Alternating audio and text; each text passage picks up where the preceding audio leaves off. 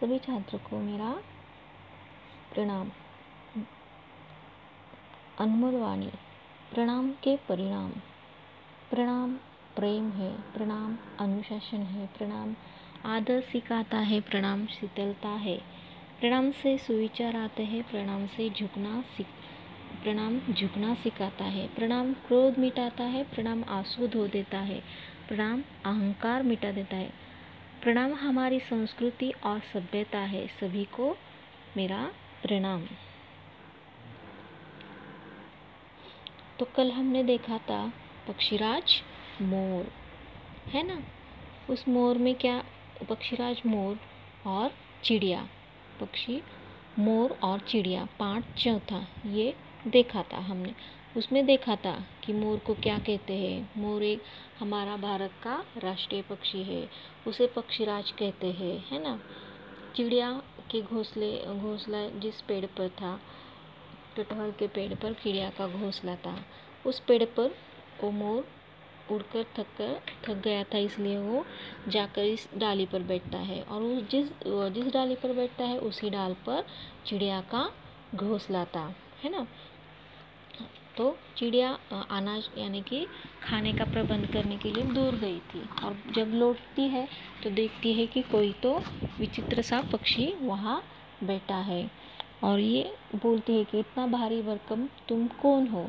तो वो बोलता है कि मैं मोर हूँ, और तुम्हारी तरह मैं ही पक्षी हूँ। तो उसे अच्छा नहीं लगता कि वो डाली पर बैठा है। वो बोलती है कि डाली से नीचे उतरो, मेरा घोंसला देखो कैसे नीचे झुक रहा है, ऐसा वो मोर को कहती है। और मोर को नीचे उतरता है, बाद में बादल उड़ते हैं। मोर को भला बुला कहती है कि आप तुम्हारी आवाज़ अच्छी नहीं है, ऐसा वो कहती है। लेकिन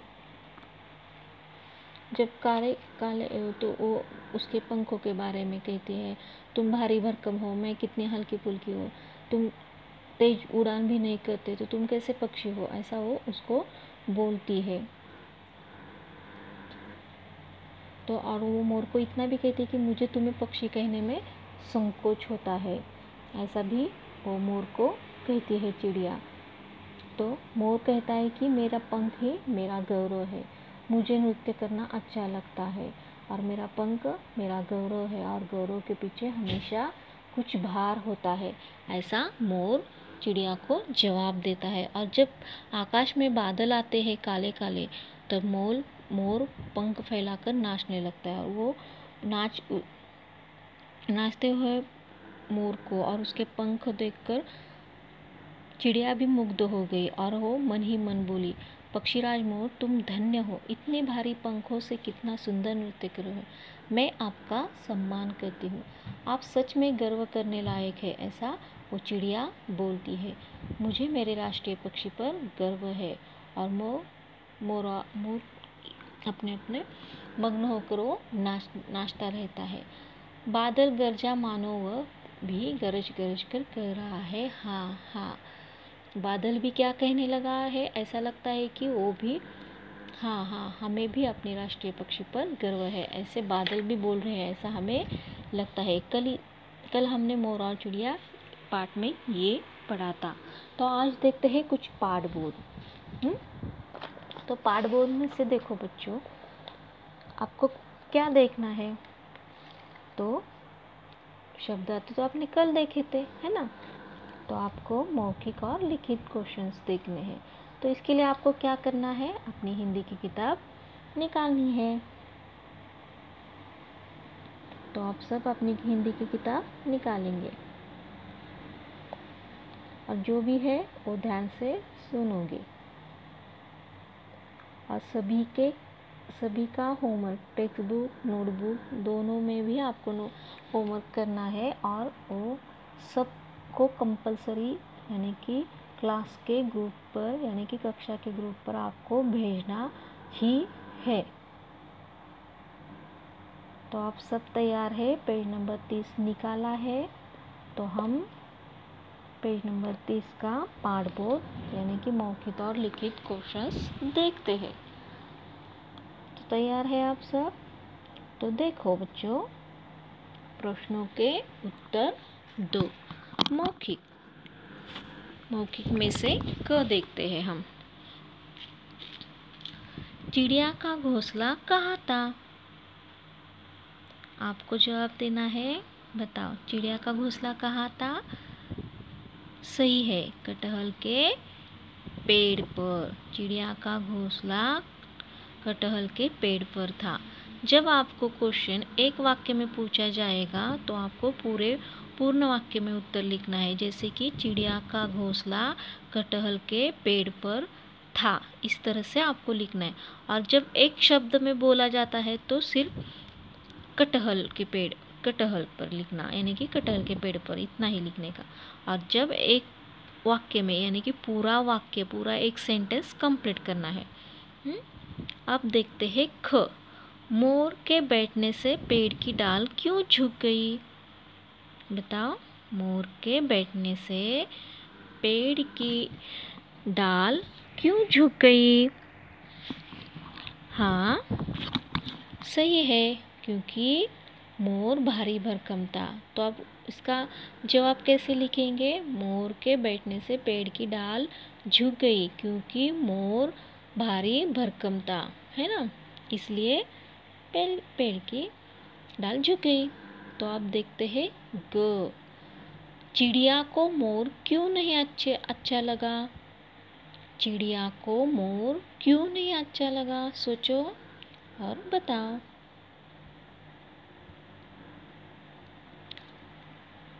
बिल्कुल सही कहा आपने कि चिड़िया को मोर क्यों नहीं अच्छा लगा, क्योंकि जब वो बादल आने पर क्यों क्यों करने लगा तो उसे पसंद नहीं आया, यानी कि उसको उसकी आवाज़ अच्छी नहीं लगी। इसलिए चिड़िया को मोर बिल्कुल अच्छा नहीं लगा। मोर ने अपने भारी भरकम पंखों के लिए क्या कहा? मोर ने अपने भारी भरकम पंखों के लिए क्या कहा? सोचो। सही बताया आपने। मोर ने अपने भारी पंखों के लिए बताया कि मेरे पंख मेरी शोभा है, मेरे पंख ही मेरा गर्व है, ऐसा कहा, है ना। बिल्कुल सही कहा आपने। अब देखते हैं लास्ट का क्वेश्चन मौखिक में से। मोर का नाच देखकर चिड़िया ने क्या किया? मोर का नाच देखकर चिड़िया ने क्या किया? अभी बताया था ना मैंने। सही कहा आपने। मोर का नाच देखकर चिड़िया मन ही बोली, पक्षीराज मोर तुम धन्य हो, इतने भारी पंखों से कितना सुंदर नृत्य कर रहे हो। गर्व है मुझे अपने राष्ट्रीय पक्षी पर, मैं सम्मान करती हूँ, ऐसा उसने कहा। मैं आपका सम्मान करती हूँ, ऐसा मोर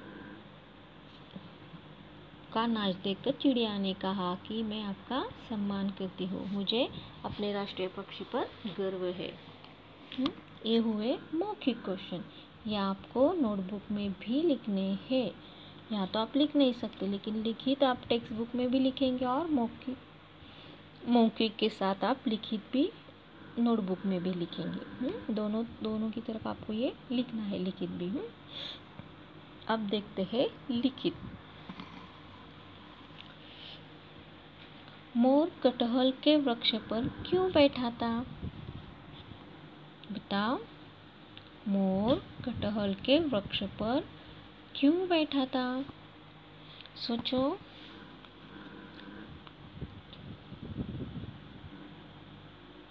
सही जवाब, मोर बहुत थका हुआ था, इसीलिए वो कटहल का घना वृक्ष देखा तो वहाँ विश्राम करने बैठा था।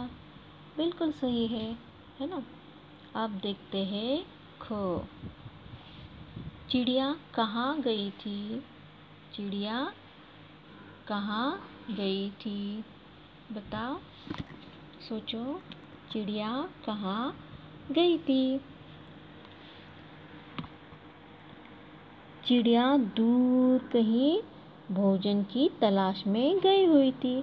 बिल्कुल सही जवाब दिया आपने। चिड़िया दूर कहीं भोजन की तलाश में गई हुई थी। तो ये हुआ दूसरा क्वेश्चन आप देखते हैं तीसरा। अंत में चिड़िया ने मोर से क्या कहा? अंत में चिड़िया ने मोर से क्या कहा? सोचो और बताने का प्रयास करो। अंत में चिड़िया ने मोर से क्या कहा? सही जवाब है, अंत में चिड़िया ने मोर से कहा, मैं आपका सम्मान करती हूँ। आप सच में है गर्व करने लायक है। मुझे अपने राष्ट्रीय पक्षी पर गर्व है। तो आपका जवाब सही है। अंत में चिड़िया ने मोर से क्या कहा? तो अंत में चिड़िया ने मोर से कहा, मैं आपका सम्मान करती हूँ। मैं आपका सम्मान करती हूँ।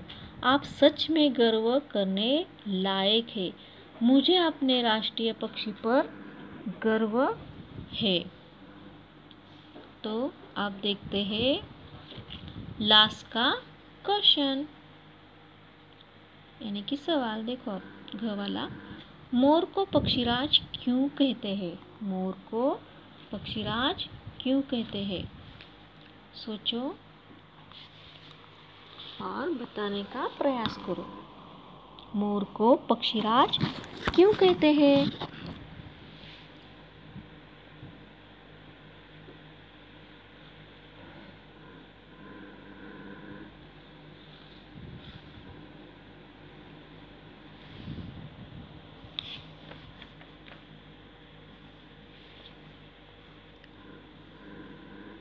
हाँ, सही है।